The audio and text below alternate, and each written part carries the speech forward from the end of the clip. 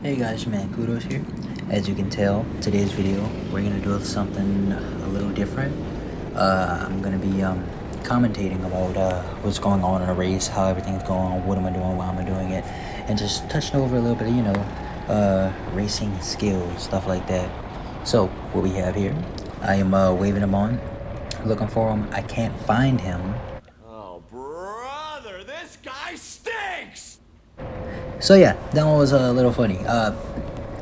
We make fun of each other because that turn is a little slick when it is wet outside, but in this case, it's not really wet outside, so I don't really know exactly how he spun out at the moment, but he said that after the race, he said there's a little patch of water that made him spin out that he hit on the inside turn. But yeah, here I am still waving him on. I'm waving him on because, I just want to have a little bit of competition, so yeah. At that moment, the back end of the cart started like slipping out from behind me. I kind of felt like I was in Fast and Furious a little bit with a little bit of power sliding.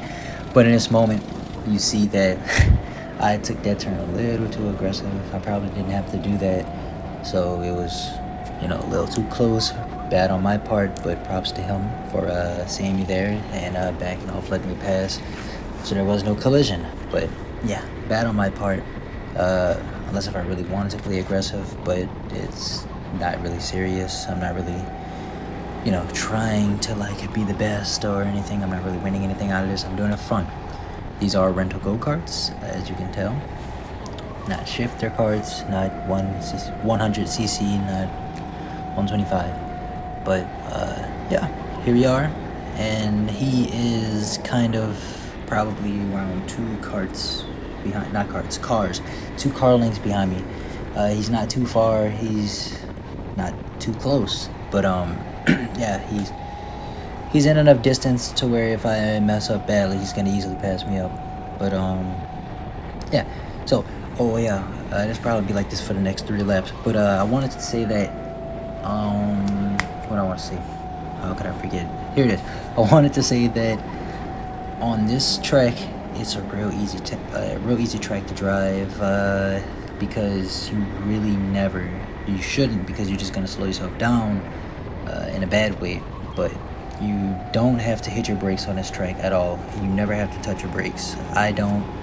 If you do, then you're probably racing wrong, unless if there's like a spin out, a crash, or you're trying to avoid a crash in front of you. But yeah, other than that, you're just like letting off the gas, especially around those couple of turns that I was on. But right here, full throttling until I get to the turn up there after the straightaway. So yeah, just let off the gas. I let off here, and I'm kind of cruising a little, and then I start picking back up on it, go in, but I come back wide so I can make this turn, because for the newbies out there who don't really understand racing and racing lines, you'll see me always zigzagging across the track from left to right. It's not because I'm not in control of my cart or anything. It's, I guess the best racing line that I have, unless if you know something better about this track, then let me know, or come out to the track and let me see it for myself, because I'm always up for more competition. It's fun. But yeah, as I was saying, getting back to that topic, you don't want to stay on the inside. I see that so many times with people who don't really race too much. They believe that, I was even like that before too, but they believe that, hey, the best thing to do in racing is always stay on the inside. That's not always the case. You a lot of times you want to go outside and then catch the apex. The apex is the point of the turn that you're making, like pretty much like the exact point of it. Like this point is the apex. I don't know. It's kind of hard to explain without actually showing you guys. I can show you guys. I don't know, but I can get more into it in another video. But like what terms are of racing. But yeah, you don't always just stay on the inside. Sometimes you might want to, kind of stay in the middle, get ready for the next turn. Like here, I'll show you. I go here. I kind of stay in the middle. I don't go all the way to the right because I won't have enough time to get to the left side, so I can get ready for this turn and take the inside. I could have went a little bit more in, but I don't know. I did that turn wrong a little bit. I guess maybe too much speed. I don't really remember. I need to do this track again. But yeah, here we are on the outside. Jacob's still pretty much behind me, same distance away. So here I am looking back, looking for him to make sure that I'm not just gonna turn into him, because that's what you're kind of supposed to do, so you don't crash into people. But here I am. I give him a thumbs up, tell him good job that he passed me up. Let's see what he does here. Yep, he took that turn a little too hard. He didn't go out enough before cutting into that turn. So as you saw, his back end of his car started slipping out. So I was really able to catch him in that turn. But in a straightaway, as you see here, just completely leaving me behind. And that's the thing with rental carts, is that, yeah, not all of them are going to be the same. Some are going to just vary in other different specs. Like, I don't know, maybe mine was better in the turns. Maybe I had better tires. I'm not sure. But because I never drove his cart on a sunny day, on a dry day, but his is definitely faster in straightaways. But yeah, I don't know if you guys can hear it in the video. It's not as good as it is in real life. But like, say off of this straightaway, I'll be quiet. I don't know if you heard it, but off of the straightaway, you can hear the cart. You can hear the cart pop. It'll rumble a bit and stuff. It's a lot louder than mine.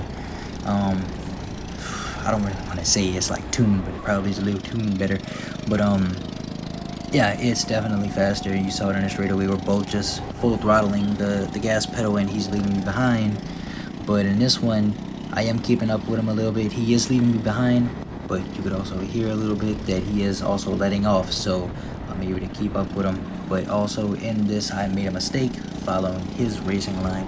I wasn't supposed to do that, so I lost a little bit of time. Because if you think about it, following someone's racing line, you're never really gonna pass them up. You're just gonna do the exact same thing as them.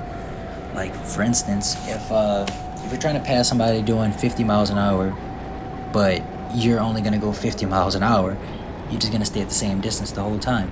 So same thing with racing line. You have to do something better, try to cut them off, just get a better racing line. Or I don't know, it doesn't happen too much with pro drivers, but you can wait for them to, I guess, mess up, and then you'll clean up where they messed up and then end up passing them. But that, you can't really rely on someone else messing up. You have to do just better than them. You know how it is. But yeah, as you saw, I passed him up. I think I went on the inside, but yeah, he's kind of close behind me. Probably like one car with, nah, he's not right on my bumper, but yeah, he's pretty close.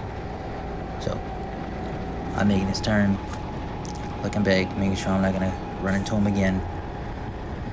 But yeah, I'm just cruising right now.